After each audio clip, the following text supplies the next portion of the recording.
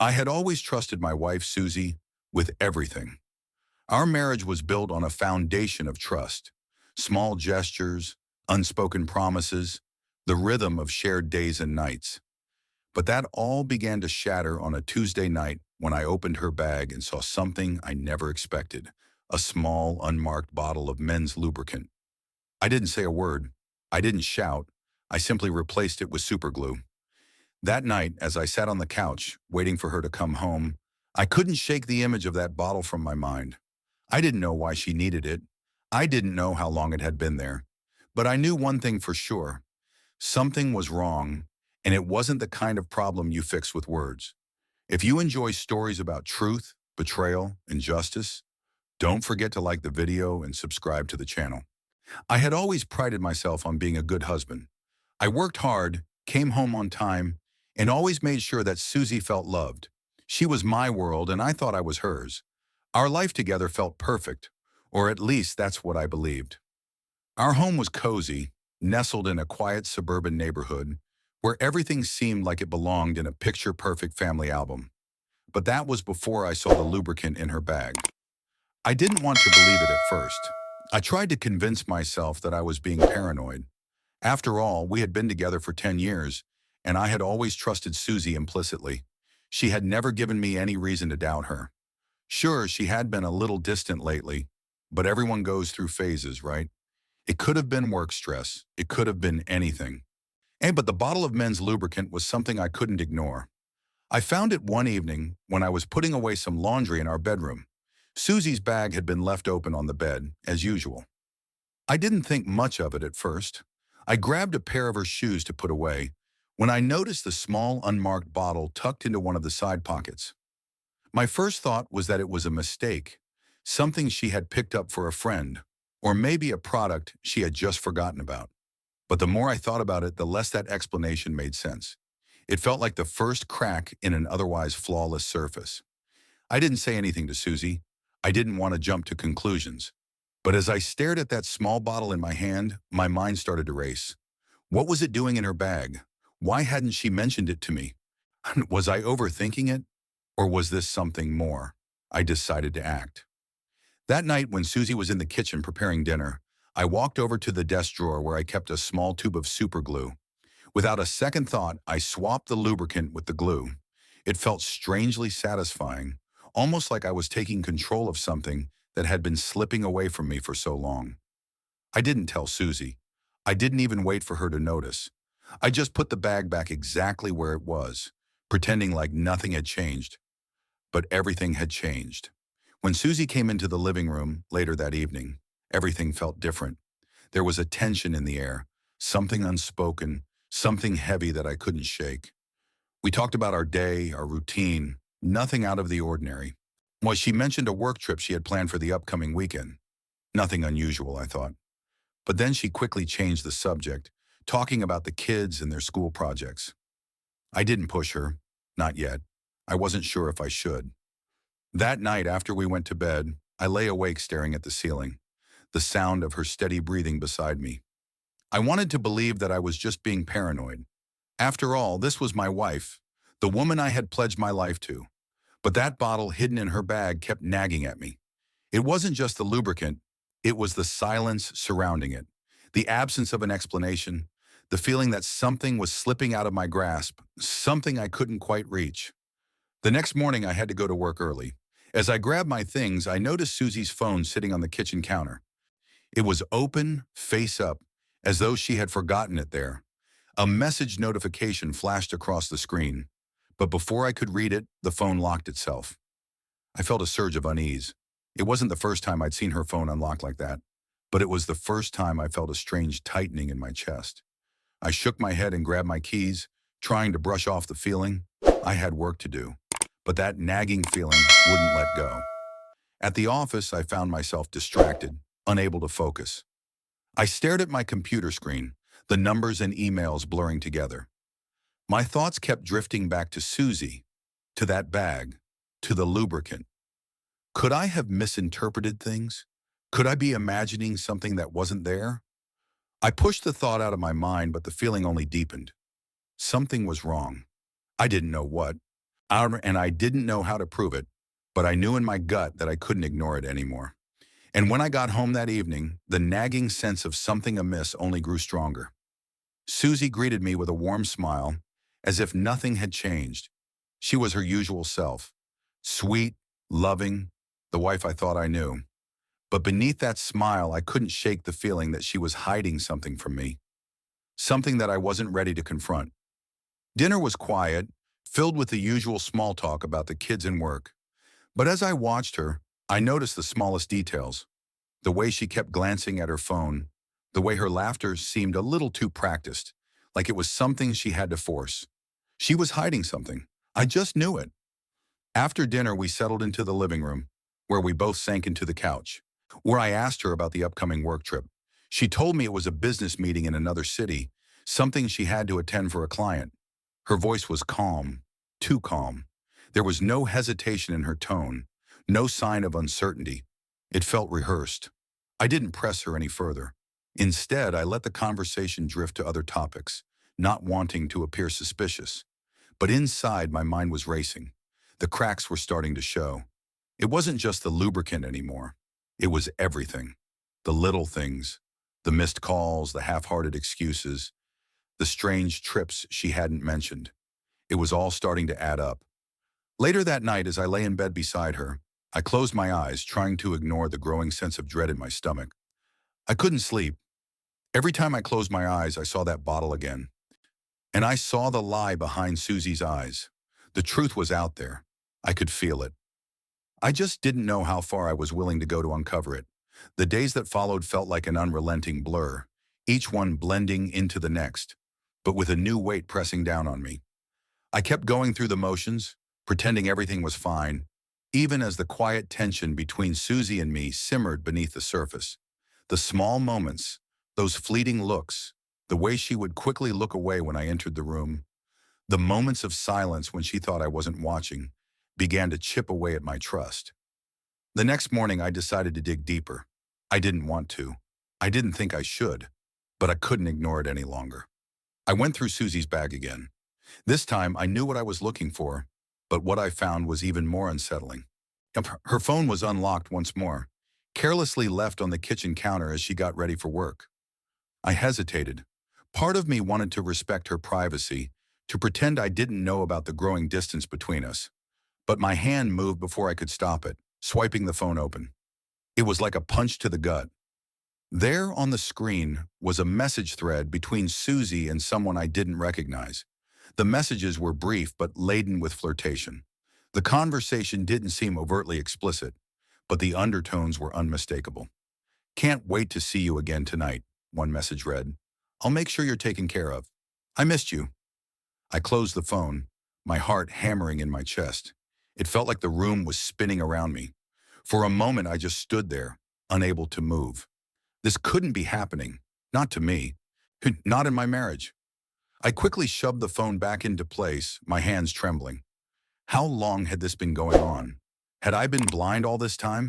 I tried to calm myself, to reason with the voice in my head that told me I was overreacting. Maybe it was nothing, just harmless flirtation. After all, I had no concrete evidence, just a few cryptic messages. But deep down, I knew. I could feel it in my bones. The weight of betrayal was already starting to suffocate me. I didn't confront her. Not yet. It wasn't time. That night, Susie returned home later than usual, much later than she said she would be. She claimed she had stayed late at work, finishing up some last-minute tasks, but I couldn't help but notice the way she was acting. Distracted, distant. She seemed tired, but it wasn't the usual exhaustion from a long day. Yes, this felt different, like she was carrying some heavy secret she couldn't share. Dinner passed in silence, the tension thickening with every word that wasn't spoken. When Susie went to the bathroom, I caught a glimpse of her phone once again. It was lying on the counter, face up, just as I had left it. This time, I didn't even hesitate. I grabbed it, unlocked it, and scrolled through the messages. The same name appeared again, Chris. I recognized it now. Chris was a colleague of hers, a man she always spoke highly of, someone I had met at company parties and work functions. But I never could have imagined the depths of the connection between them. As I read the messages, my mind began to race. piecing together the fragments of information I had been so willing to overlook before. There were more messages now, confirming my worst fear. She wasn't just talking to him as a colleague, she was meeting him, secretly. "I'll be at the hotel by 8, same place. Can't wait to see you again," one read.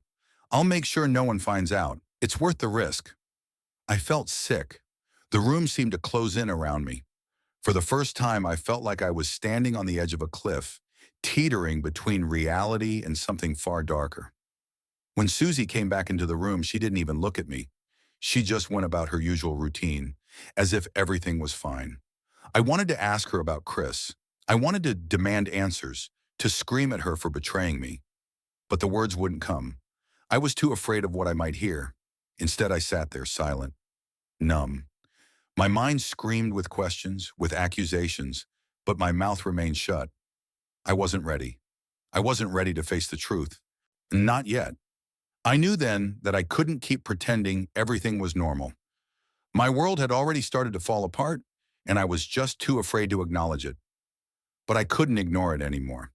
This wasn't just a momentary lapse. This was betrayal, and it was far worse than I had ever imagined. The days following my discovery felt like they were dragging on forever. I was going through the motions, pretending that nothing had changed. I would smile at Susie, kiss her goodbye in the mornings, and chat with her about the mundane details of our day. But inside, something was slowly breaking. I couldn't stop thinking about the messages I had read, the lies that had already begun to pile up. Every time Susie would come home late or dodge my questions with too much ease, my mind would race. There was no turning back now. And the trust I had once placed in her had already been shattered, piece by piece. But I still couldn't bring myself to confront her. Part of me hoped that I was wrong, that maybe I had misread the signs, that I was being paranoid, and that everything was still fine. But deep down, I knew it wasn't. It all started with the phone calls. For days, Susie's phone would ring at odd hours. Late at night, during dinner, even while we were watching TV. She would quickly glance at the screen, then either silence it or let it go to voicemail. She had always been someone who answered her calls immediately, no matter who it was. But lately, it felt like she was avoiding certain people. One evening, I decided to confront her about it. She had just finished a late dinner meeting with some coworkers, and I was sitting at the kitchen table, waiting. As she entered the room, tossing her purse onto the counter, her face already tired from the long day. I watched her, trying to steady my breathing. The knot in my stomach only tightened. "Who's been calling you?" I asked, trying to sound casual. The question was simple, innocent even, but I could hear the tension in my voice, the edge that I couldn't hide. She froze, her hand hovering over her purse, as if she were debating whether to answer. For a brief moment, her eyes flickered away, avoiding mine. But then she smiled, that perfect, practiced smile that I had come to know so well. "It's just work," she said, brushing it off with a wave of her hand. "You know how it is. People just need things last minute. It's nothing." Nothing. But there was something in her voice, something off about her tone, that told me she wasn't being honest. I felt the doubt creeping back in, heavier this time, like a dark cloud settling over me. I tried to let it go. I really did.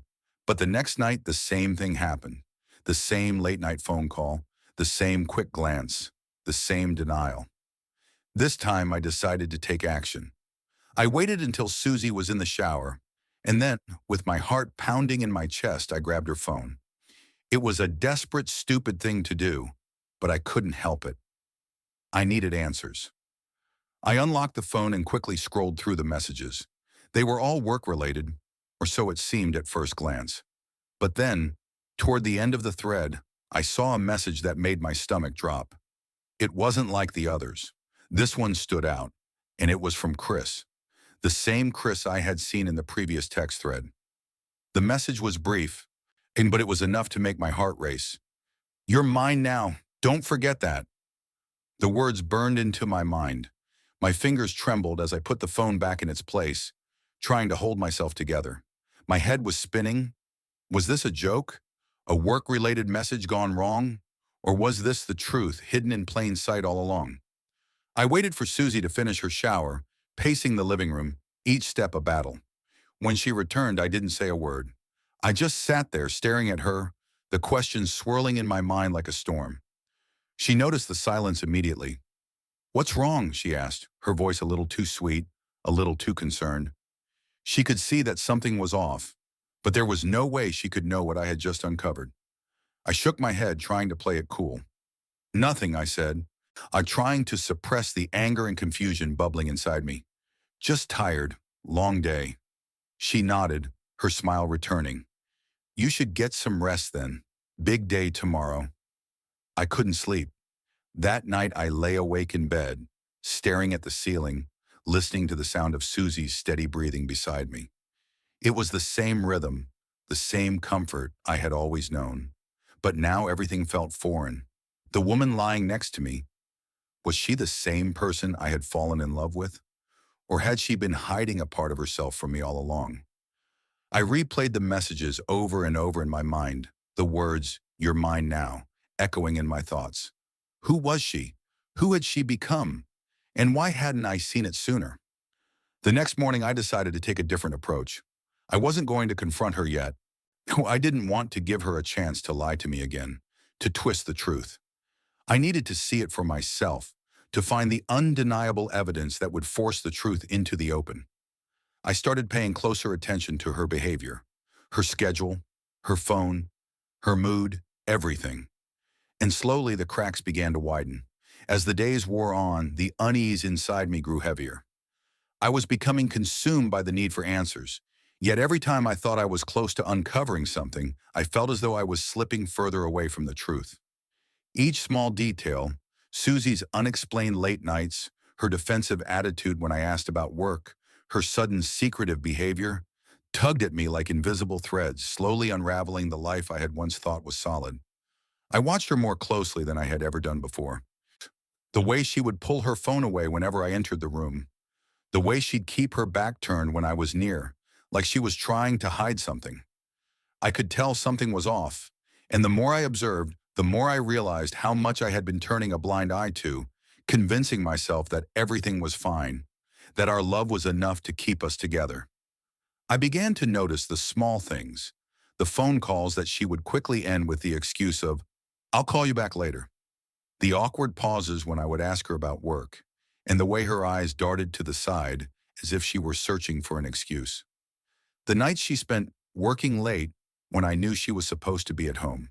It all added up, and the more I thought about it, the more I couldn't ignore the nagging feeling that something was very wrong. But there was one moment, one detail, that really tipped the scales. It was a Tuesday evening, just like any other. Susie had gotten home late again, claiming it was another work emergency. I was starting to wonder just how many work emergencies could happen in a week. I didn't even look at her when she walked through the door, too frustrated and drained by the weight of everything to even fake a smile. Instead, I went into the kitchen and pretended to busy myself with dinner. As she entered the room, I caught a glimpse of something in her hand, a hotel key card. The gold lettering was faint but readable. It was from a local hotel, the same one I had seen in the receipts I found the week before. I froze, my heart skipping a beat. She must have noticed my sudden silence, because she quickly tucked the key card into her pocket, sharing it as if she hadn't meant for me to see it. "I thought you said you weren't staying at a hotel tonight," I asked, keeping my voice casual, though it felt like a knife in my chest. Susie froze. For a moment, she didn't say anything. Then she forced a smile and shrugged, trying to act nonchalant. "It's just for a meeting. I told you about it last week, didn't I?" I knew she hadn't mentioned anything about a hotel stay. The lie was thin, but I didn't press her. I had already decided that I wouldn't give her the chance to manipulate me again, to twist the truth until it didn't resemble anything real. The more I let her talk, the more she would chip away at the bits of evidence I had gathered. Instead, I decided to stay silent, to watch and wait. She stayed in the kitchen for a moment longer, pretending to organize her things. But her movements were sharp, too rushed. She wasn't comfortable, and that discomfort made me feel something dark stir inside me. Later that night, as I lay awake, staring at the ceiling, I couldn't shake the image of that hotel key card. It was like a flashing red light in my mind, an undeniable sign that something was terribly wrong. I had no idea who she had been meeting or why she was hiding it, but I knew now that I had to act. I waited until she fell asleep, her soft breathing filling the quiet room. Then, with my heart pounding in my chest, I grabbed her bag and began to search through it. I wasn't proud of what I was doing, but I needed to know the truth. My mind was racing, torn between the image of the woman I loved and the woman who seemed to be hiding something darker from me. It didn't take long. I found the hotel receipt tucked deep inside a small compartment, its edges creased as if she had tried to hide it from me. It was dated just a day before, and the hotel name matched the one on the keycard. The room number 2 was listed, and it sent a chill down my spine. I had all the evidence I needed now, but I still wasn't ready to confront her. I wasn't sure what would happen if I did. Would she confess, or would she lie again, denying everything? I didn't know if I could handle her twisting the truth one more time, so I made a choice. I would wait. I would gather more information before I confronted her. But the weight of it all felt suffocating. Every glance at her, every moment of silence between us, was becoming unbearable. The next morning, Susie left early again, and I found myself standing in the kitchen. She staring at her phone, which had been left behind on the counter. I could feel my pulse quicken as I picked it up, my hands shaking. But just as I was about to unlock it, I heard the door slam. Susie had returned earlier than I expected. I quickly put the phone back, my heart racing, as I tried to steady my breath. I didn't want her to know that I was on to her. Not yet. Not until I had everything I needed. But even as I stood there, pretending everything was normal, I knew deep down that nothing would ever be the same again.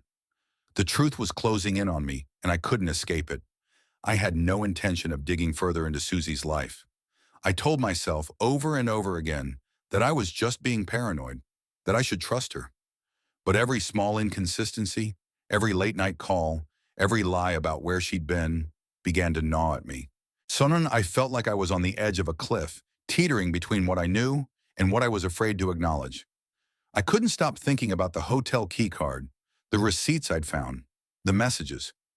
Each detail seemed to confirm the story I wasn't ready to face. Susie had been hiding something, someone. But it wasn't until one fateful evening that everything finally fell into place when I saw the truth with my own eyes, undeniable and raw. That evening, Susie told me she had another work event to attend, yet another meeting, another dinner with colleagues. The tone of her voice was the same as always, but the words felt empty. The excuses had become too familiar. As much as I tried to ignore it, the unease was growing in me, like a slow-burning fire. "Have a good time," I said, trying to sound casual, not wanting to give away the tension that had been building inside me for days. She smiled at me, that same warm, reassuring smile. "I will. Don't wait up, okay?" "Okay," I replied, forcing a smile of my own. As soon as the front door closed behind her, I knew what I had to do. I wasn't going to let this go any longer. The truth was right there, just out of reach. I needed to know for sure. I couldn't live with the constant doubt anymore. I waited until the evening grew late and the house was silent. The air seemed thick with the weight of my decision. I didn't know what I was hoping to find, but I had to know. I couldn't go on like this. I grabbed her phone from where it sat on the kitchen counter, a sense of dread settling in my stomach. With trembling hands, I unlocked it. My pulse quickened as I navigated through the messages, my eyes scanning for anything that would confirm what I had already suspected. And then, there it was, a thread of messages, not from a colleague, not from anyone remotely professional.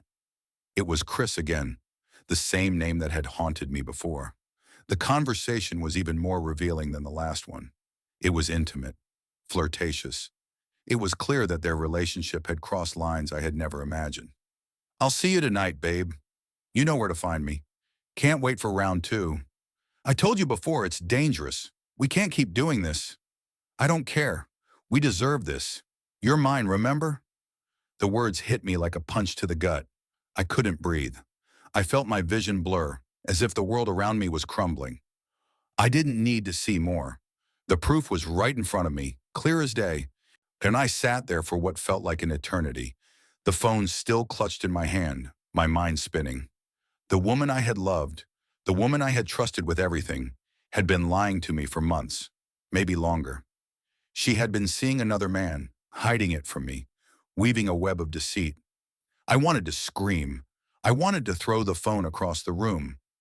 But all I could do was sit there frozen, as the gravity of what I had just discovered sank in. When Susie came home later that night, she was the same as always, her tired smile greeting me at the door. But I couldn't look at her. Not now. Not after what I had seen. The mask of normalcy she wore felt like a lie, a betrayal of everything I had ever believed in.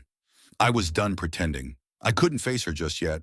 I needed time to process, to gather my thoughts. My world felt like it had been turned upside down. What was I supposed to do now? Confront her or let her live in the lie she had carefully constructed?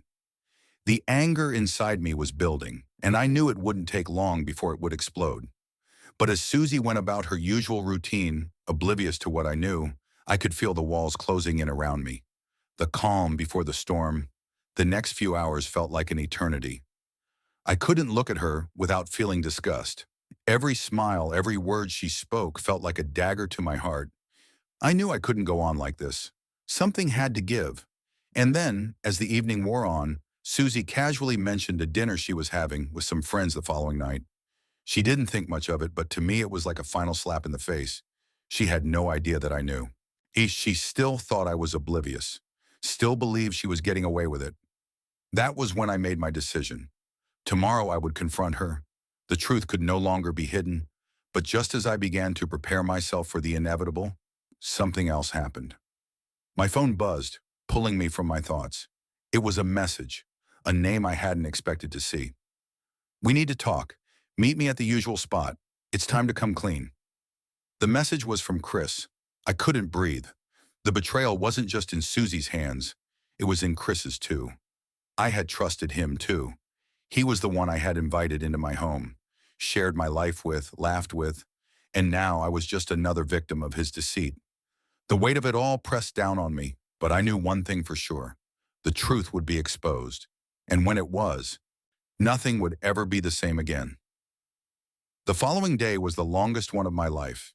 Every minute felt like an hour as I waited for the inevitable confrontation. The truth was already out there, hanging over me like a storm cloud I couldn't escape. My mind replayed the scene over and over. Susie's smiling face, her fake nonchalance, her unspoken lies. And now Chris, the man who had been an unsuspecting part of my world, had reached out to me. "We need to talk. Meet me at the usual spot. It's time to come clean." The words burned in my chest. What did that even mean? Was he going to confess? Was he going to admit to everything? Or was he just going to add fuel to the fire, offering up more lies to twist and manipulate me? I couldn't stand the waiting. By the time Susie came home that evening, I was already a bundle of nerves, the weight of everything pressing down on me. I couldn't even look at her without feeling the anger bubbling up inside. How could she act so normal? How could she walk through that door and smile at me when she knew what I had discovered? "Hey, how was your day?" she asked as if nothing was wrong. Her voice was light, casual, but to me it sounded like an echo of the lies she had been feeding me for months. "It was fine," I muttered, barely looking up from my phone. I was trying to keep my cool, trying to pretend I wasn't falling apart, but I couldn't keep it in any longer. "Where were you last night?" I asked suddenly, my voice sharp. Susie froze. Her eyes widened for a moment, and she bit her lip, clearly taken aback by my directness. "I told you I had a late meeting with a client," she said, her tone defensive. But she was already starting to shift uncomfortably. "What's going on? You seem off." I didn't answer. I wasn't going to let her manipulate me again. Instead, I stood up and walked toward the door. I grabbed my jacket from the coat rack. "I'm going out for a bit." "Where are you going?" she called after me, her voice rising in surprise. "I'll be back later," I said, forcing the words out, even though my heart was pounding in my chest. I needed to see Chris. I had to get to the bottom of this, once and for all. When I arrived at the usual spot, the old diner where Chris and I used to meet for casual lunches and talks, I felt a strange sense of unease. It wasn't the kind of place I expected to confront betrayal. It was familiar, comfortable, a place that used to feel like a refuge. But now, walking in, It felt like the last place I wanted to be. Chris was already there, sitting in a booth near the back. He looked up when I approached, and his face immediately shifted, a look of discomfort passing over him. "Roy," he greeted me, though his tone was off, like he didn't know whether to be friendly or apologetic. I didn't sit down. I couldn't. I just stood there looking at him, the weight of everything pressing on me. "You know why I'm here, right?" I asked, my voice steady. But the anger was just beneath the surface. Chris cleared his throat, looking down at his hands for a moment before meeting my gaze again. I I think so," he said, his voice quiet. I didn't waste time. I pulled my phone from my pocket and showed him the messages, the ones I had found between him and Susie, the flirtations, the lies. Chris's face paled when he saw them, his jaw tightening. "I never meant for you to find out like this," he muttered, but it was too late. The damage was done. I leaned in, my voice low but cutting. "You've been seeing my wife, behind my back, and you didn't even have the decency to tell me. You've been lying to me just like she has." Chris looked away, guilt washing over his face, but I wasn't done. "Do you have any idea how much this hurts?" I whispered, my throat tight. "You're not just a coworker, Chris. You're someone I trusted. And now you've taken everything I believed in and torn it apart." Chris opened his mouth to say something, but I held up my hand to stop him. I didn't want to hear his excuses, his apologies. I couldn't. "I want you to stay away from my wife," I said through clenched teeth, each word like a bitter pill I had to swallow. "And I want you to stay away from me." I turned and walked out before he could respond, my heart pounding in my chest. The anger wasn't enough to drown out the pain. I felt like I was suffocating, like the very air I was breathing had turned toxic. When I got back to the house, Susie was still sitting in the living room, but she was different. Her posture was stiff, and she didn't look up when I walked in. She knew something had changed, but I wasn't ready to confront her yet. I couldn't. Not until I had everything. Instead, I grabbed a bag from the closet and began packing. I didn't know where I was going, but I couldn't stay in that house, in that life, for a second longer. As I stuffed clothes into the bag, I felt like I was being suffocated, not just by the lies, but by the years of pretending, of thinking everything was perfect when it was all built on a foundation of deception. I walked into the kitchen, grabbed a few things, and paused. There, sitting on the counter, was Susie's phone. It glowed in the dim light, a soft, almost mocking reminder of everything I had just learned. I didn't know how much longer I could keep pretending. The night felt heavy. I didn't know what I was expecting when I walked back into the house, but the moment I stepped over the threshold, the tension hit me like a wave. The silence between Susie and me was deafening. Every word we hadn't said over the past few weeks, every tiny shift in our relationship, seemed to weigh down the air in that room. It wasn't just the physical silence. It was the emotional distance that had built up between us without either of us acknowledging it. I didn't know if I was angry, heartbroken, or just numb from the weight of everything I had learned. Maybe I was all of those things. But one thing was clear. I couldn't keep pretending like nothing was wrong. I stood at the door for a moment, watching her.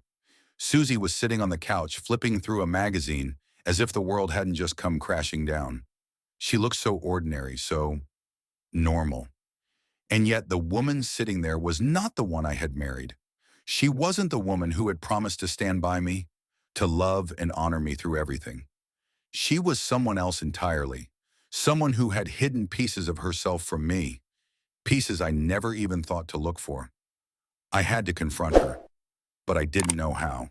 I took a deep breath, able gathering every ounce of strength I had left. I knew I couldn't keep avoiding this moment. This was the moment where everything would either explode or shatter.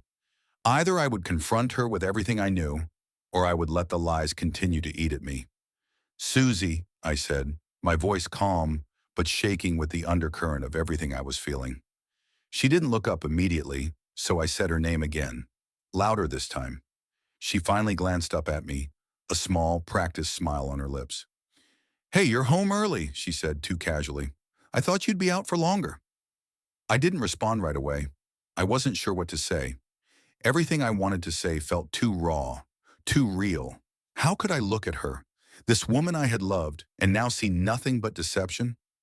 I walked over to the couch, standing in front of her, wanting the space between us feeling like an ocean. I could feel my heart beating in my chest, the anger bubbling beneath the surface, but I held it in check. I couldn't lose control, not yet. "Why didn't you tell me?" I asked, my voice quiet, but the question felt like a cannonball, crashing through the air. She tilted her head, her smile faltering for a split second. "Tell you what, I didn't bother with the small talk. I didn't need to. Why didn't you tell me about Chris?" I asked. "Why didn't you tell me about the hotel?" Her face froze. The smile slipped away, and for the first time, I saw something close to fear in her eyes. But it was gone so quickly, replaced by the same practiced mask she always wore. "I don't know what you're talking about," she said, her voice steady. But the way she shifted in her seat told me everything I needed to know. "Chris is just a colleague. We've been working together on a project." I wanted to scream. The lies were suffocating me, but I stayed calm. I couldn't let her manipulate me anymore. "I saw the messages, Susie. I saw the hotel receipt. I saw the way you've been hiding things from me." She flinched just for a second, but it was enough. It was all the confirmation I needed. The mask was slipping, and I could see the cracks behind it. "Roy, please." Her voice wavered, and she reached out to touch my hand, but I pulled it back. I couldn't let her have that control over me anymore. I needed the truth. I needed her to stop pretending like this was all nothing. "Please don't do this," she continued, her tone shifting now, desperation creeping in. "I didn't mean for any of this to happen. You don't understand. I didn't know how to tell you." I didn't respond at first. I couldn't find the words. The betrayal was too deep, too raw. How could I have not seen this? How could I have trusted her so blindly, knowing that there were secrets hidden behind every smile, every touch, every word? Finally, I found my voice. "How long, Susie? How long has this been going on?" She hesitated, and in that pause, I felt everything come crashing down. The silence in the room was thick, suffocating. I could feel her avoiding my gaze, her eyes darting away, the truth hanging between us like an unspoken weight. "Please just tell me," I said, my voice cracking. "How long?" Her eyes filled with tears now, and for a moment I thought she was going to break. But instead she looked at me, her face full of regret, and whispered the words I had been dreading to hear. "It started 6 months ago," she confessed. "It wasn't supposed to happen. I didn't mean for any of this.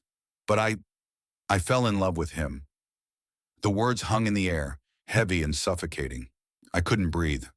The woman I had trusted, the woman I had given everything to, had been seeing someone else for half a year, hiding it from me, lying to me every single day. "Why, Susie?" I whispered, my voice barely audible.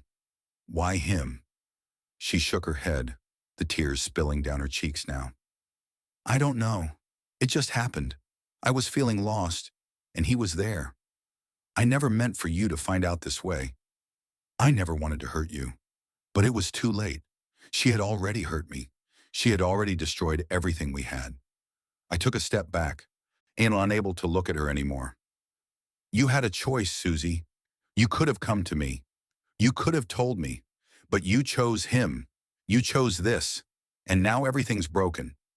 She collapsed onto the couch, sobbing now, her hands covering her face. "I'm so sorry, Roy. Please, please don't leave me.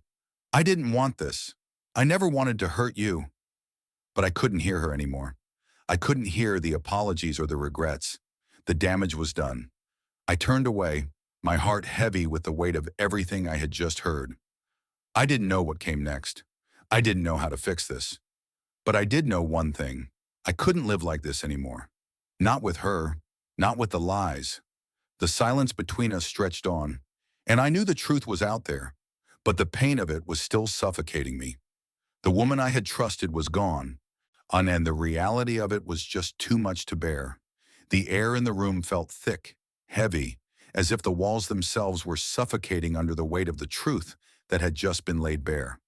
Susie was still sobbing, her hands clutching the couch as if it was the only thing holding her up. I stood there frozen, watching her cry as the reality of everything I had just learned set in. The betrayal cut deeper than I had ever imagined. I wanted to scream, to lash out, to make her feel what I was feeling. But there was no anger left in me. There was only a profound, soul-crushing sadness. She had broken something inside of me that I wasn't sure I could ever fix. I couldn't look at her anymore. I couldn't bear to see the tears that weren't enough to erase the lies. I turned away, my back to her, and walked toward the door. Every step felt like a betrayal of its own, leaving the woman I once loved in pieces behind me. "Roy, please." Susie's voice broke through the silence, her voice cracking as she reached for me, her tears still streaming down her face. "I never meant for it to be like this. I never meant to hurt you. I made a mistake. I was lost and I—" "You didn't make a mistake, Susie," I interrupted, my voice low, devoid of emotion. "You made a choice, over and over again. You chose him. You chose this life. And now you want to call it a mistake?" Her face contorted with pain as she shook her head. "I'm so sorry, Roy. I never wanted this. I didn't want to destroy us." "Then why did you, Susie?" I turned to face her now, my voice growing louder as the pain bubbled to the surface. "Why didn't you tell me? Why didn't you come to me? Oh, we could have worked through this. We could have tried. But instead, you hid it. You lied to me. You lied to us." I was pacing now, walking back and forth in the small space between the living room and the hallway. The room felt too small, as if there wasn't enough air for both of us, as if the weight of everything was closing in on me from every direction. "Because I was scared," Susie whispered, her words trembling as she tried to explain. "I was scared that you wouldn't understand, that you'd leave me. I didn't know how to fix things. I felt trapped." I stopped, my body frozen in the middle of the room. "You felt trapped? By me?" The hurt in my voice was unmistakable, and I couldn't hide it anymore. "How could you feel trapped when I loved you, when I trusted you more than anything in this world?" "I know," she sobbed, and her head bowed in shame. "I know. I betrayed your trust, and I can't take it back. I don't know what to do. I wish I could make it right, but I can't." I stood there staring at her, my heart aching as I watched her crumple under the weight of her guilt. But it wasn't enough. The apology wasn't enough. She had broken something in me that couldn't be fixed with a few words. I had given her everything, and she had chosen to tear it all apart. The room was so quiet now. The only sound was Susie's sobs and the occasional sniffle that followed. But I couldn't stay there anymore. I couldn't keep living in this house where everything had become a lie. I needed space. I needed air. I needed to breathe without the suffocating weight of the betrayal pressing down on me. "I'm leaving," I said quietly, my voice barely above a whisper. But the words felt like they came from a place deep inside me, a place where the pain had already begun to settle in. "I need to figure out what to do. I need to think." Susie's eyes widened in shock, and she stood up, her body shaking as she reached for me again, this time in desperation. "Roy, please, don't go. Don't leave me. I know I messed up, but I love you. I swear I do. Please don't leave me." I could see the desperation in her eyes, the fear of losing me. But it wasn't enough. I had to go. I had to get away from her, from everything. The foundation of our marriage had crumbled, and nothing would ever be the same again. "I don't know if I can forgive you, Susie," I said softly, my voice almost breaking with the weight of the truth. "I don't know if we can ever go back to what we were." She collapsed back onto the couch, her sobs becoming more intense, more broken. "Please, Roy, I don't want to lose you. I'll do anything. I swear I'll do anything to make it right." But her words, no matter how sincere, couldn't fix what had been broken. I couldn't fix it. "I'll be back," I said, my voice hollow. "I don't know when, but I'll be back." I didn't wait for a response. I couldn't. I turned and walked out the door, leaving her behind, my heart aching with every step I took. Outside, the night air hit me like a cold splash of water, but it didn't help. I still felt numb, still felt the weight of what had just happened. I needed time. I needed space. I didn't know where I was going or what I was going to do, but I knew one thing. I couldn't stay there. Not in that house. not with the woman who had betrayed me. I drove aimlessly, my thoughts swirling, my emotions too raw to contain. It wasn't until I found myself at a quiet park, sitting in my car, staring out at the empty swings and the silent playground, that I realized just how much I had lost. I thought I had everything: love, trust, a future. But now it all seemed like it had been built on quicksand, ready to collapse the moment I turned my back.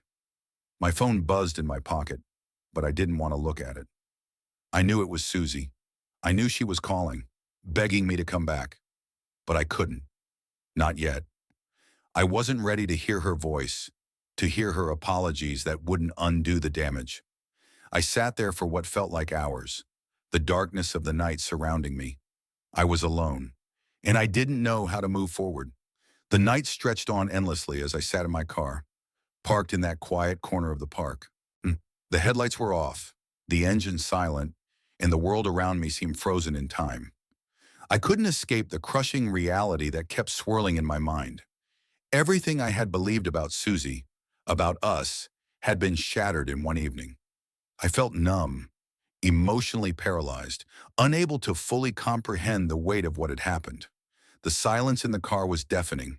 It was as if the world had stopped moving, leaving me trapped inside my own thoughts. How had I not seen it coming? How had I allowed myself to believe for so long that our life together was perfect when it had been built on a lie? I kept replaying the moments over and over again. Susie's excuses, her evasiveness, the late nights, the way she had looked at me tonight, not with the guilt of someone who was caught, but with the fear of someone who knew that the truth had finally come out. I thought about all the times she had touched me, smiled at me, told me she loved me, and now those words felt like they were laced with poison. Were they ever real? Or had she been lying to me all along, hiding a part of herself from me, weaving a story that wasn't true? My phone buzzed again, snapping me from my spiral of thoughts. It was her. Of course it was. I could already feel the weight of her voice in my mind, the apologies, the desperate pleading. Part of me wanted to pick up, to listen to her, to hear what she would say this time. But the other part of me, the part that was beginning to heal, even if it was just the smallest piece, knew that I couldn't face her yet. I swiped the notification away, not even bothering to glance at the screen. I wasn't ready to talk, not yet. The car's clock read 2:47 a.m., and I still hadn't moved. The streets around me were empty, the silence only broken by the occasional sound of distant traffic. I couldn't remember the last time I had felt this alone. But then I thought about the message from Chris, the one he had sent just hours before. "We need to talk. Meet me at the usual spot. It's time to come clean." What did that even mean? Chris was my friend. We had laughed together, shared beers at the bar, talked about our families and our lives. And now here he was, the one who had been seeing my wife behind my back, the one who had betrayed me just as much as Susie had. Part of me wanted to confront him, to demand answers. But another part, perhaps the more rational part, knew that the truth wasn't going to change anything, when he was just as much a part of the lie as Susie. If I confronted him, would it make me feel better, or would it only drag me deeper into the pain I was already drowning in? The decision was weighing heavily on me when my phone buzzed again, more insistently this time. It wasn't Susie. This time it was Chris. I couldn't ignore it anymore. Not after everything that had happened. I took a deep breath, trying to steady myself as I unlocked my phone and opened the message. "I'm here. We need to talk, Roy. Come to the diner." The words hung in the air like a challenge. He wanted to talk? Fine. But I wasn't going to go there looking for an apology. I wasn't going to sit down across from him and listen to some half-hearted excuse. I was going there to get the truth, to get the closure I so desperately needed. I turned the key in the ignition, the engine humming to life. The park was just down the street from the diner where we had spent so many late nights talking, laughing, as if the world was a simpler place. Now it felt like a distant memory, like a time that no longer existed. Everything had changed. Nothing was the same anymore. The diner's neon sign flickered in the distance as I pulled into the parking lot. The empty space where Chris's car had been was now filled with the quiet hum of the night. The glass door creaked as I opened it, the faint smell of coffee and greasy food filling the air. There he was, sitting at the booth near the window, his face hidden in the shadows. He looked up as I approached, his eyes guarded, his posture stiff. "Roy," he said, his voice low, like he wasn't sure if he should be relieved or nervous to see me. I didn't sit down. I couldn't. There was no casualness left between us. No friendship. Nothing. "What do you want, Chris?" I asked, my voice sharp, my patience thin. I didn't need any more lies. I didn't need him to apologize. I just needed the truth. Chris looked down at the table for a moment, his fingers tapping against the surface as if he was trying to find the right words. Finally, he spoke, his voice laced with hesitation. "I know what you're thinking. I didn't mean for it to happen, Roy. I never planned this. But it did." I stood there glaring at him, the rage and hurt beginning to boil over inside me. "How long, Chris?" I asked, my voice barely containing the anger. "How long has this been going on? Were you just waiting for the right moment?" He shifted uncomfortably in his seat, avoiding my gaze. "It started a few months ago. She came to me. She was upset about something at home. We started talking, and it just happened." I laughed bitterly. "So you're telling me you just fell into it? You couldn't have stopped?" His face darkened, and he finally looked up at me, his eyes full of guilt. "It wasn't like that. I never wanted to hurt you, Roy. I'm sorry. I never meant for any of this." "Then why didn't you tell me?" I demanded. "Why didn't you come clean when it all started? Why did you keep this hidden, knowing what it would do to me? To us?" Chris exhaled slowly, rubbing his face with his hands. "I don't know. I thought I could fix it. I thought I could make it stop before it went too far. But it didn't. And now I don't know what to do." I stood there staring at him, feeling a hollow pit opening in my chest. The man I had called my friend had done this to me, and now he was trying to play the victim too? But I couldn't feel sorry for him, not after everything he had done. "I can't fix this, Chris," I said, my voice cold. "You've already destroyed everything."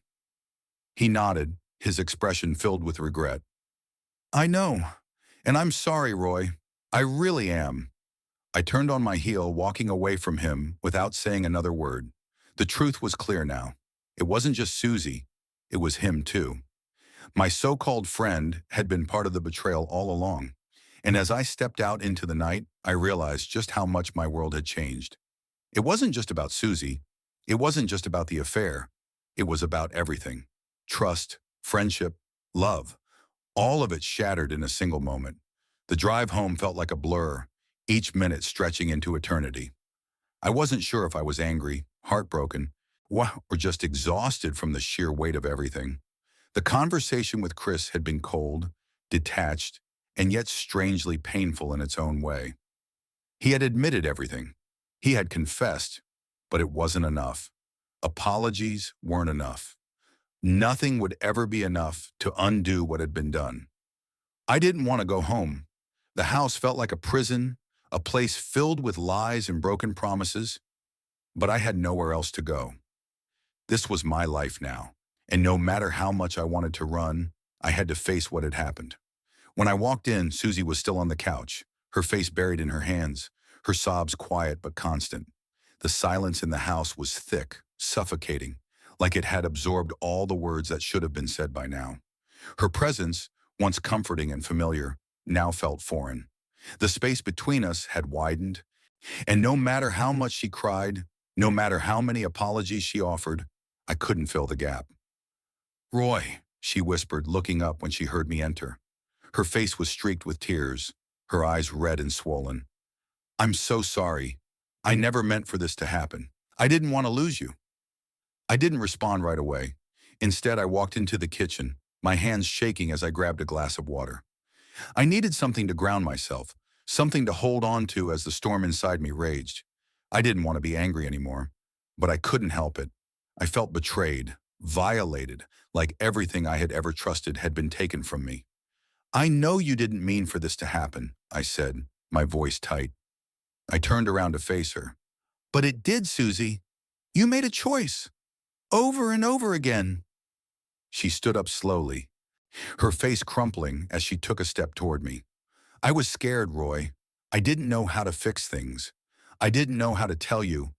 I thought I could make it stop before it went too far. But I couldn't.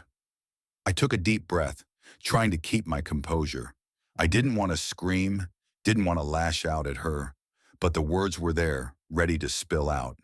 I trusted you, I said, my voice breaking for the first time. I trusted you with everything, Susie, and you let me down. You let me down in the worst possible way. She reached out to touch my arm, but I pulled away, feeling the sting of her touch like a slap across my face.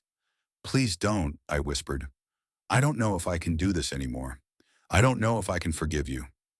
She let her hand fall, and for a moment, the silence between us stretched out, thick and suffocating. However, I could see the desperation in her eyes, the way she was clinging to something that had already been lost. I don't expect you to forgive me, Roy, she said quietly, her voice barely a whisper. I don't expect anything from you. I just need you to know that I'm sorry, and that I never meant to hurt you. I swear I didn't. I stared at her, the hurt in my chest growing deeper with every word she spoke. She was sorry, but it wasn't enough. It would never be enough. The trust we had built, the life we had shared, was gone. I could feel it slipping through my fingers like sand in the wind. I need space, I said, my words feeling like a weight I couldn't carry any longer. I need time to think. I can't do this right now. Susie nodded, the tears flowing freely now. She stepped back, her shoulders slumping in defeat. I understand, she whispered. I'll give you the space you need. But please just know that I love you, and I'm so sorry. But the words didn't mean anything to me anymore. I had heard them too many times. They were hollow, empty promises that couldn't undo the damage she had caused. I walked past her, heading for the door. She didn't stop me this time. I didn't even look back as I left the house, the door closing softly behind me. The cool night air hit me like a wave as I stepped out into the world, the weight of the world pressing down on me. My heart felt like it was breaking in two, but I couldn't stay in that house any longer. The lies, the deception, it was all too much. I didn't know where I was going. I didn't know what I was supposed to do next. I just knew that I couldn't stay. Not yet. Not while I was still drowning in the pain of her betrayal. I drove aimlessly for what felt like hours, my mind a constant swirl of confusion, anger, and heartache. Everything had changed. I had been married to her for so long, but now I didn't know who she was. I didn't know if I could ever trust her again. I finally pulled over to the side of the road, sitting in the car with my hands on the steering wheel, trying to steady my breathing. But nothing could steady the storm inside me. I didn't know how to fix this. I didn't know if it could be fixed. All I knew was that my life, my marriage, had been shattered, and I didn't know where to go from here. I had left the house, left Susie behind, but I hadn't left the pain. It was like a weight pressing down on my chest, suffocating me with every breath I took. I spent my nights in hotel rooms, my mind a storm of confusion, anger, and regret. Every time I closed my eyes, I saw Susie's face, her tears, her desperate apologies. But it didn't change the truth. The betrayal was there, and it was as real as the air I breathed. I tried to occupy my time with anything that could keep my mind from wandering back to her. Work was the easiest escape, even though every meeting, every phone call felt hollow. I didn't care about the projects I had once poured my heart into. I didn't care about anything. All that mattered was the fact that the life I had built, the life I had shared with her, had been shattered in a single moment of truth. My friends called, offering words of sympathy, of support, but I couldn't bring myself to answer their calls. I didn't want to hear their advice. I didn't want to hear how things would get better in time. The truth was, I didn't know if I would ever be able to look at Susie the same way again. I stayed away from home, trying to create some distance between myself and the life I had known. I couldn't go back to her, not yet, not until I figured out what came next. But every day the emptiness grew inside me. Then one afternoon I found myself back in the parking lot of that diner, the one where I had confronted Chris. The place that had once been a symbol of friendship and trust now felt like a graveyard of memories. I sat in my car, staring at the building, and for the first time in days I allowed myself to think. What now? I had no idea. The pain of Susie's betrayal still throbbed in my chest like an open wound, but something was changing in me, and the numbness was starting to wear off, replaced by something else. Something that I wasn't sure I was ready to face. I had spent so much time trying to fix things with Susie, trying to convince myself that we could go back to the way things were. But the truth was, I couldn't fix what was broken. I couldn't change the past. I could only move forward, even though the road ahead felt impossibly long. I picked up my phone, the familiar screen glowing in my hands. I opened a new message, my fingers hovering over the keyboard. I didn't know if I was ready to reach out, but I couldn't keep running from everything. I had to face the truth about Susie, about Chris, and most importantly, about myself. I typed one simple sentence. I need to talk. The message was meant for Susie. I wasn't sure if I was ready to see her, to hear her voice again, but I knew I had to start somewhere. It had been days since the confrontation, and every moment apart only deepened the chasm between us. It was time to face the inevitable, time to figure out what came next. I hit send before I could change my mind. The wait was unbearable. The seconds stretched into minutes. And then finally the reply came. I'm sorry, I miss you. Let's talk when you're ready. I read the message over and over again, the words sinking into me like stones in water. She was sorry. But was it enough? Could it ever be enough? I sat in my car for what felt like hours, the same weight pressing on my chest. But this time, it wasn't just the pain. It was the realization that I couldn't stay in this limbo forever. I couldn't keep running from the truth. I had to face it, whatever it was. I drove back to the house later that evening. The quiet emptiness greeted me at the door. It was still the same house we had shared, but it no longer felt like home. It felt like a reminder of everything I had lost. Susie was waiting for me in the living room, her eyes red from crying, her hands nervously clasped together. When she saw me standing in the doorway, she stood up, her expression filled with hope and fear all at once. Roy, she whispered, her voice shaky. I'm so sorry for everything. I never meant for any of this to happen. I never wanted to hurt you. I didn't know what to say. The words I had been rehearsing in my head for days felt too small, too insignificant. I had no answers. I had no solution. I didn't know if I could forgive her. I didn't know if I could ever trust her again. I don't know what to do, Susie, I said, my voice barely above a whisper. I don't know if we can go back to what we had. I don't know if I can ever forget what you've done. She reached out to me, but I couldn't move. I couldn't let her touch me, not yet. I'm not asking for forgiveness right now, she said, her voice trembling. I just want you to know that I love you. I always have. I made a terrible mistake, and I'll spend the rest of my life trying to make it right. But I understand if you can't be with me. I understand if you can't ever trust me again. The words hung in the air like a heavy fog, and I could see the desperation in her eyes. She was waiting for something, anything to let her know that we could find a way back to each other. But I wasn't ready. I can't promise you anything, Susie, I said, shaking my head slowly. I need time. I need space. I need to figure out what I want, what I need. I don't know if that includes you.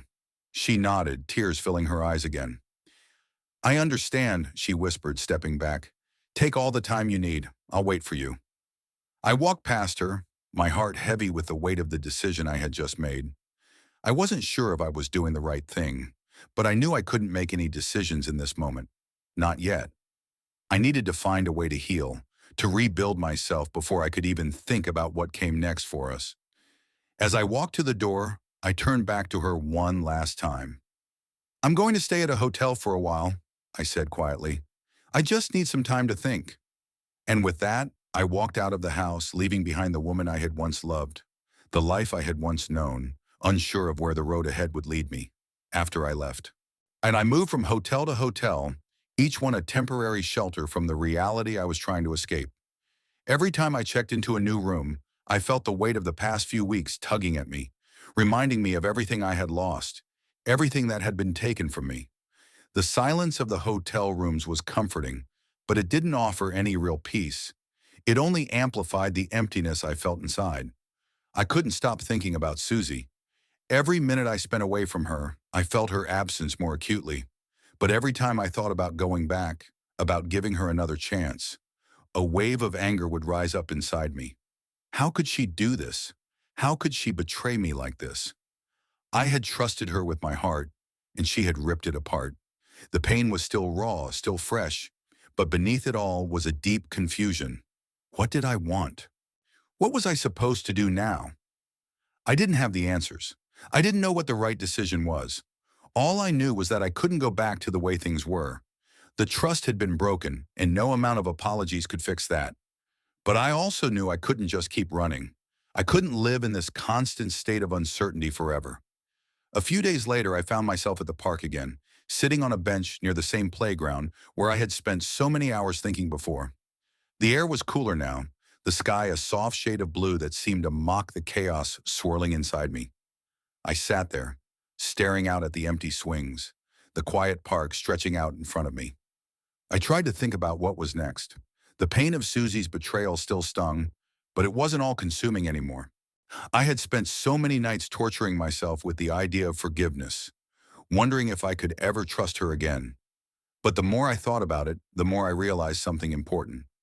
Forgiveness wasn't for her, it was for me. If I held on to the anger, if I let it fester, it would only keep me in the past.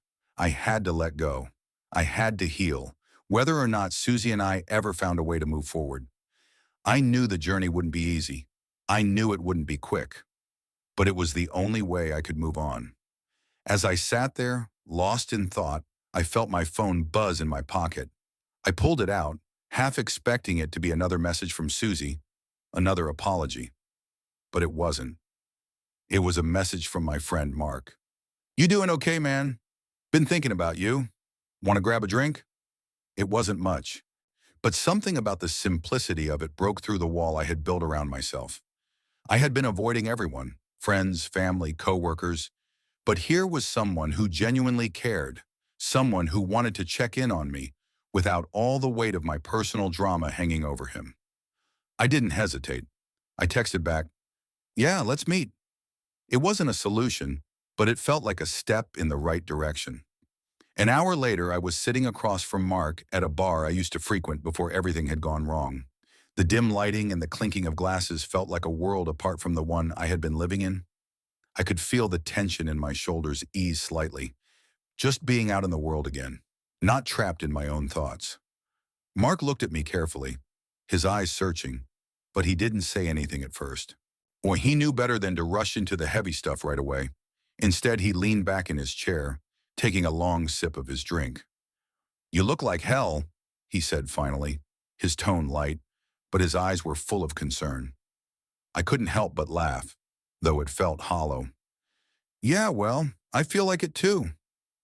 "You still keeping up with the whole doing it alone thing?" Mark asked, raising an eyebrow. "Because man, you don't have to. You've got people around you who care. We're here." I stared at my drink, the ice cubes clinking in the glass. For a moment, I just let the words sink in. I had been pushing everyone away, trying to solve everything by myself, when what I really needed was support. I needed to let people in again. It wasn't weakness to lean on someone else. It was human. "I don't know where to start," I said finally, in my voice barely a whisper. "I feel like everything is falling apart, and I don't know how to fix it." Mark nodded, his expression softening. "You don't have to fix it right away. You're not in this alone, Roy. You've got time. Take it, heal, and when you're ready, you'll figure it out. You always do." For the first time in a long time, I felt a flicker of hope. Maybe Mark was right.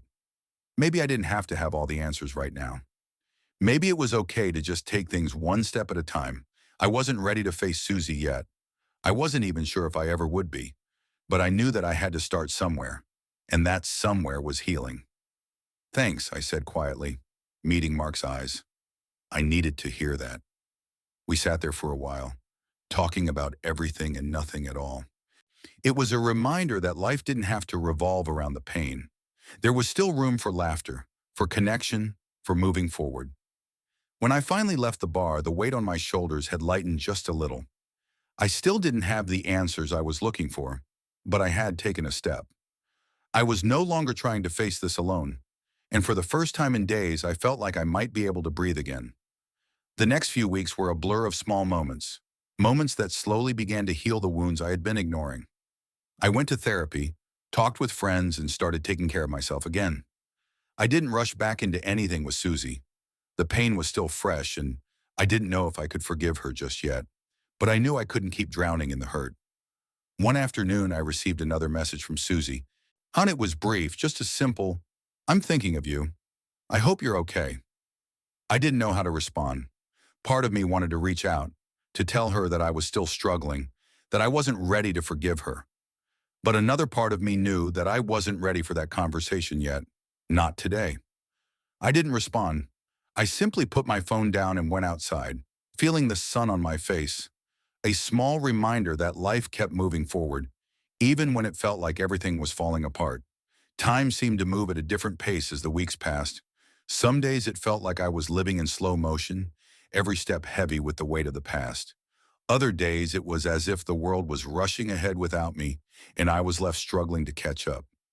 I had good days, the kind where I could almost forget the hurt. When I laughed with my friends, or went for a long walk in the park, or simply sat in a quiet room and felt calm. But then there were the bad days, the ones where the loneliness crept in again, the pain swelling in my chest as the reality of my situation sank deeper. I hadn't seen Susie in over a month. We exchanged a few text messages here and there, but they were brief, polite, nothing that carried any real meaning. I was still struggling with whether or not I could ever look at her the same way again. I couldn't imagine going back to the life we had before. That trust had been shattered, and no amount of apologies could glue it back together. But something had changed within me, something I wasn't quite ready to face yet. I wasn't as angry anymore. The raw, searing rage that had driven me out of the house that night was still there, buried beneath the surface. Oh, but it was quieter now. It no longer consumed me. Instead, it was the sadness that lingered, like a constant companion, making everything feel dull and distant. I found myself spending more time with Mark. It wasn't that I wanted to ignore Susie, but there was a part of me that felt like I needed to build my life outside of her. I needed to figure out who I was without her. I wasn't the same person anymore. I couldn't be. I had to redefine myself. It was one of those days when the loneliness crept back in that I found myself standing in front of Susie's house. I had been driving aimlessly again, just trying to clear my head, when my car seemed to turn itself in the direction of our old home. I parked across the street and stared at the house, my eyes tracing the lines of the familiar windows, the same door I had opened for years. When the memories hit me all at once, the laughter, the late-night talks, the quiet mornings over coffee. But there was something different now, something missing. The house didn't feel like a home anymore. It felt like a shell, a place where everything I had ever known had been taken away. I sat there for a long while, not sure what I was waiting for, and then suddenly the front door opened, and there she was, Susie. She was standing in the doorway, looking out at the street, her face still familiar, but somehow distant. She didn't see me. She didn't even seem to notice the car parked across the street. She just stood there, staring into the distance, like she was waiting for something to change, something to make it all right again. For a moment, I wanted to walk up to the door, to knock, to ask her what had happened to us, but I didn't, and I couldn't. Instead, I sat there watching her for a moment longer before pulling away, my heart heavy but resolute. I wasn't ready to go back. Not yet. The next few days passed quietly. I continued to keep myself busy, trying to find some semblance of peace in the small things. Work, meetings with friends, quiet moments of reflection. I had good days, but the bad days still came. And on the bad days, I felt the absence of the person I used to be. I started to wonder if I would ever be whole again. If the person who had loved Susie with such devotion could ever find that love again, whether for her or for anyone else. I didn't have the answers. I didn't know where I was going. I just knew that I couldn't stay stuck in the pain forever. I had to keep moving forward one step at a time. One evening, I found myself sitting at the kitchen table, staring at the message Susie had sent me a few weeks ago. "I'm thinking of you. I hope you're okay." I had never responded. I wasn't sure how to respond. I couldn't pretend that things were fine. I couldn't tell her that everything would be okay because I didn't know if it ever would be. But something inside me told me that I had to speak. I had to acknowledge the woman who had been a part of my life for so long. I took a deep breath, opened my phone, and began typing. "I'm not sure where to go from here, but I don't hate you. I don't know what I feel anymore, but I'm trying to figure it out. I need more time. Maybe we'll talk soon." I stared at the message for a long time before I pressed send. It wasn't a grand declaration of forgiveness, but it was a step. It was me acknowledging that I wasn't ready to move forward with her, but I was ready to start healing. As I put my phone down and sat back in my chair, I felt something small but significant stir inside me. It wasn't hope exactly, but it was something close. Maybe, just maybe, I could begin to find peace in this broken mess. It wouldn't be quick, and it wouldn't be easy, but the first step was always the hardest, and maybe I had just taken it. The message I sent to Susie was a small act of closure, but it didn't feel like one. I didn't feel a sudden sense of relief or a rush of clarity. What I felt was the slow burn of a decision I had made, the decision to begin healing, one excruciating step at a time. It wasn't an ending, but it wasn't exactly a beginning either. It was a moment where time seemed to freeze, suspended between the past and whatever future was left for me. In the days that followed, I kept up my distance. I didn't hear from Susie again. It felt strange, like I had reached a point where the lines between us had been drawn so clearly that there was no way to erase them. There were no calls, no texts, no desperate apologies. It wasn't that she didn't care. It was that we were both too broken to know what to say to each other anymore. I filled my days with work and distractions. I threw myself into projects, threw myself into anything that could occupy my mind so I wouldn't have to think too much about what had happened. The loneliness settled in like an old friend, a quiet companion I could no longer avoid. It was there every morning when I woke up and there every night when I tried to sleep. But slowly, very slowly, I began to notice something. The pain wasn't as sharp as it had been. The ache in my chest wasn't constant. It would come in waves, rising up suddenly, crashing over me, and then retreating into the background for a while. It wasn't gone, but it was becoming more manageable. I started to return to some of the things I had abandoned. I went for runs again, nothing long or intense, but just enough to get my heart pumping, enough to remind me that I was alive. I went to the park again, not with the same sense of dread I had felt before, but with a kind of cautious acceptance. I even started making plans to see friends, to re-enter the world that I had shut myself off from. Mark, of course, was there every step of the way. He didn't pressure me, didn't tell me what I should or shouldn't feel, and he simply made sure I knew he was there if I needed to talk. And slowly, I did need to talk. One night, about 2 weeks after that message to Susie, we sat together in a quiet bar, drinking beers and talking like we had so many times before, but with a weightlessness in the air that hadn't been there before. I could feel the change within me, even if I didn't know exactly what it was. "You know, man," Mark said, leaning back in his seat, his eyes studying me with a kind of understanding I hadn't realized I needed. "You don't have to figure it all out right now. It's okay to just take your time." I nodded, taking a slow sip from my drink. "Yeah, I'm trying to," I said. "I think for the first time in a while, I'm starting to believe that maybe there's a life after all this, that there's something else. But I'm still not sure if it includes Susie or Chris. I don't know." Mark gave me a small, almost sad smile. "You don't need to know yet. It's okay. Just let yourself breathe." The simplicity of his words, of just letting myself breathe, felt like a permission I had never given myself. It was the first time I felt like I didn't need to have the answers, that it was okay to simply exist, to just take it day by day without worrying about the future. I went home that night, my mind quieter than it had been in a long time. There was still pain, still confusion, but there was also something else, a flicker of hope, a hope that maybe I could heal. Maybe I could get through this and be okay again. The next day, I went for a walk through the neighborhood. It was a sunny afternoon. the kind of afternoon that felt like a slow exhale after a long, tense breath. I found myself standing in front of the house where Susie and I had lived for years. I didn't plan to go inside. I wasn't ready for that.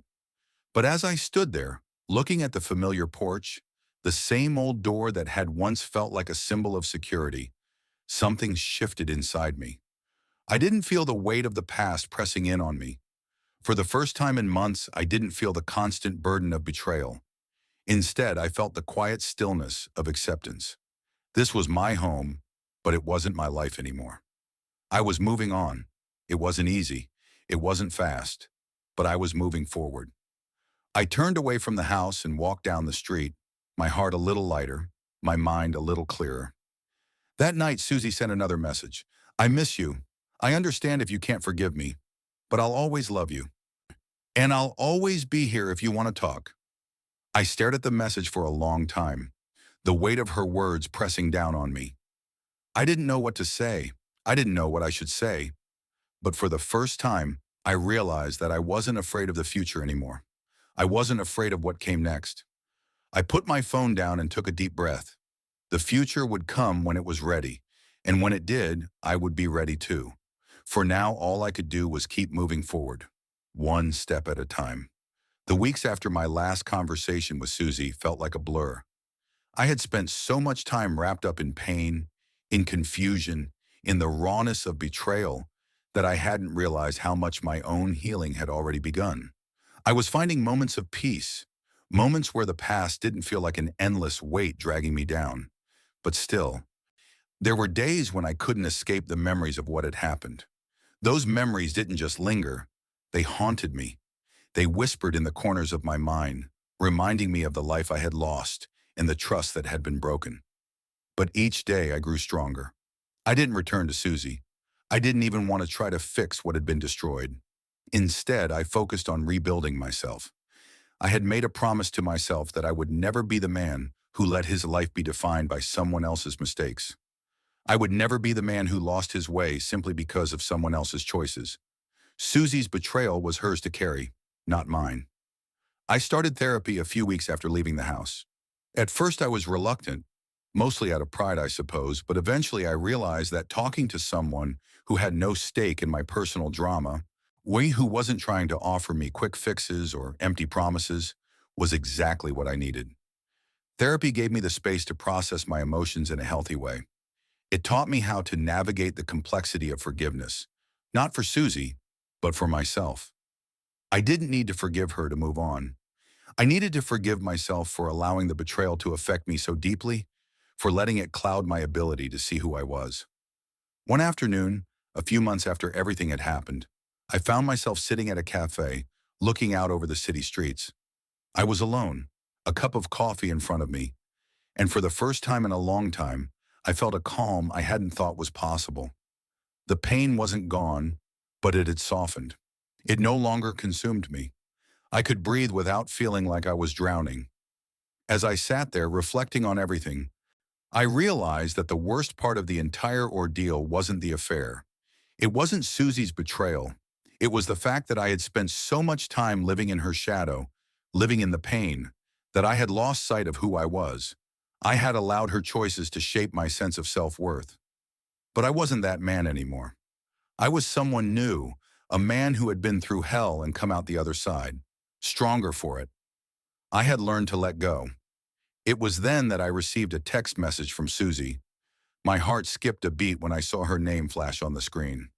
It had been weeks since I had heard from her, and I had convinced myself that we were both moving on. I think I owe you one last conversation. For closure, at least. Please, when you're ready, let me know. I stared at the message for a long while. A part of me wanted to ignore it to leave the past behind and keep moving forward. But there was another part of me, the part that had always cared about her, that wanted to hear her out. I wasn't going to let the past dictate my future, but closure, real closure, was something I hadn't given myself. And maybe this was my chance to finally free myself from the weight of it all. I called her the next morning. We agreed to meet at the same diner where I had confronted Chris. It seemed fitting somehow, like a place where the past could be left behind. It wasn't a grand gesture. It wasn't some emotional reconciliation.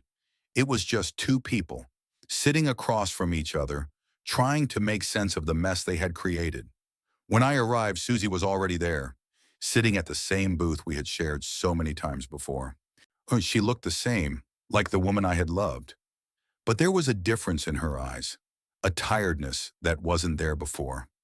She was thinner, her hair a little more disheveled, but it wasn't just the physical changes that I noticed. It was the shift in her presence. She wasn't the woman I had once known. She was someone else entirely, someone who had learned the hard way that trust, once broken, is nearly impossible to rebuild. "Roy," she said softly, her voice shaky, as I slid into the booth. "Thank you for coming. I know this isn't easy for you." I didn't say anything at first. I wasn't sure what to say.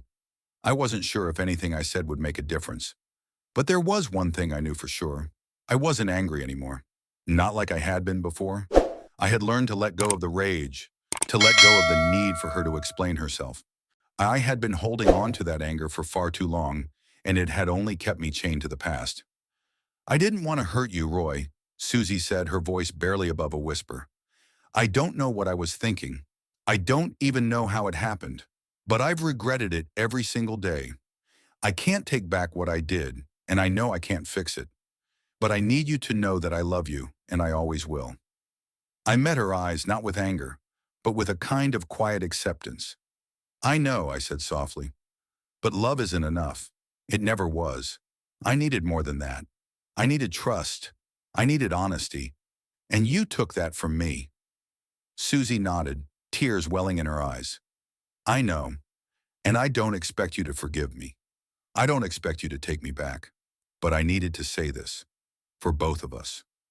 I'm sorry, Roy, and I always will be." For a moment, we just sat there, the weight of everything between us. But in that silence, I realized something.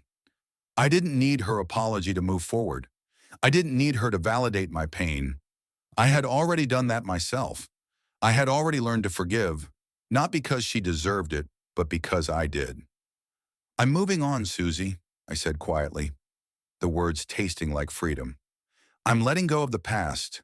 I'm going to heal. I'm going to rebuild my life. And I need you to do the same." She nodded, the tears falling freely now, but there was no pleading, no more manipulation. It was the closest we could get to closure. "I'll always love you, Roy," she said, her voice breaking, "and I'll always regret what I did." "I know," I whispered, standing up, "but it's time for both of us to move on." As I walked out of the diner, I felt something shift within me, like a weight lifting off my chest. The past wasn't gone, but it no longer held power over me. I had faced the truth, and now I was ready to move forward.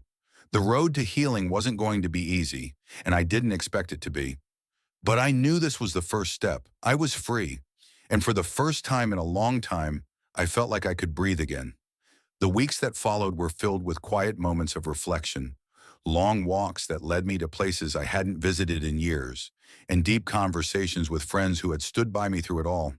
The pain of the betrayal still lingered, but it wasn't as suffocating as it had been before.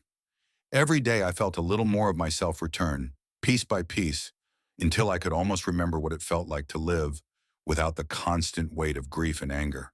Susie and I hadn't spoken since our conversation at the diner. I'd realized that, despite the love we once shared, the trust that had been broken between us was too deep to repair. I had to let her go, and with that, I had to let go of the life we had built. She was no longer the woman I had married, and I was no longer the man who had believed in her. Our paths had diverged, and there was no going back. But there was something freeing about that realization. It wasn't failure. It was growth. I had filed for divorce not long after that conversation, and although the process wasn't quick or painless, there was a strange relief in knowing that it was the right decision. The house, the memories, the weight of everything that had once felt so permanent, it was all being torn down, piece by piece. And though it hurt to see our life dissolve in paperwork and signatures, it was the only way I could move forward. It wasn't just Susie I had to let go of. It was the version of myself that had been tangled up in our marriage. The man who had lived in denial for so long. That version of me couldn't heal, couldn't move on, because it had been anchored to a broken past. And so in a way, my healing had begun the moment I let go of her. A few months later, I found myself standing outside of a new apartment. It was small, but it was mine, something I could call my own again, a place that hadn't been built in lies.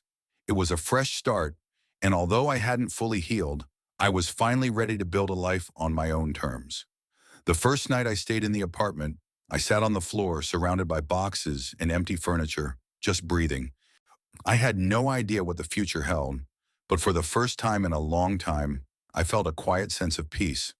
The weight had lifted, and it wasn't because I had everything figured out. It was because I had finally made peace with the fact that I didn't need to. One afternoon, Mark called me. He had been my steady anchor through the chaos, always there when I needed someone to talk to. "You good, man?" he asked, his voice easy and comforting. "Yeah," I said, my voice stronger now, as if I had found a piece of myself I had lost for so long. "I'm good. I think I'm finally starting to feel like myself again." "That's good to hear. You deserve it," Mark replied. "You're on the right path, Roy. Just keep going." I smiled at his words. "I will. I've got a long way to go, but I'm getting there." It was around that time that I started to think about what had been missing from my life, what had been missing from my marriage. It wasn't just trust. It wasn't just love. It was the connection, the deep bond that comes from two people being truly seen and understood. And somewhere along the way, I had stopped seeing Susie, and she had stopped seeing me. I had stopped looking at myself too, and it had cost me everything. I had to rediscover who I was without her. It wasn't easy, and there were still days when I missed the life we had shared, the way things used to be. But there were also moments of realization, moments where I saw the strength that had always been inside of me, moments where I realized that I was capable of more than I had ever given myself credit for. And then one day, while I was going through old boxes in my new apartment, I found a picture of Susie and me from the day we got married. We were young, happy, so full of hope. I stared at it for a while, feeling that ache in my chest again. But this time, it wasn't the kind of pain that came from feeling betrayed. It was the kind of pain that comes from losing something you once believed in, something you thought would last forever. I didn't want to hold on to that pain anymore. I didn't want to keep carrying the weight of the past. And so I took the picture, turned it over, and placed it in a drawer. Out of sight, out of mind. I wasn't erasing the past. I was letting it go. The divorce was finalized and the papers were signed. But the real work, the real healing had just begun. It wasn't about Susie anymore. It wasn't about what happened between us. It was about me. It was about finding my way back to myself. And with each passing day, I found a little more of who I was before the pain. A little more of the man I had been before the betrayal shattered everything. In time, I began dating again. Not seriously, but enough to remind myself that I was worthy of love. And when I met someone who was kind and patient, someone who didn't rush me or expect anything, I realized that maybe I could build something new, something real. But it wasn't about the new person in my life. It was about the man I had become in the process. It was about the fact that I had survived the worst part of my life and come out on the other side stronger, wiser, and more whole than I had ever been. I didn't need Susie's forgiveness. I didn't need her to make things right. I had done that for myself. I had forgiven myself. I had rebuilt my life piece by piece, and I was stronger for it. The final image in my mind was simple. I stood on the balcony of my apartment, looking out at the city below. The sun was setting, casting a warm glow over the buildings, and I felt the soft breeze on my face. For the first time in months, I didn't feel burdened by the past. I didn't feel trapped by the weight of betrayal. I felt free. And that, I realized, was all I needed. If this story resonated with you, if you've ever felt the weight of betrayal or the strength it takes to rebuild, don't forget to like the video and subscribe to the channel for more real stories about healing, forgiveness, and moving forward. What did you think of Roy's journey? Have you ever had to rebuild after someone hurt you? Or are you currently facing your own path to healing? Share your thoughts and experiences in the comments below. Your story might just be the support someone else needs today. We're all in this together.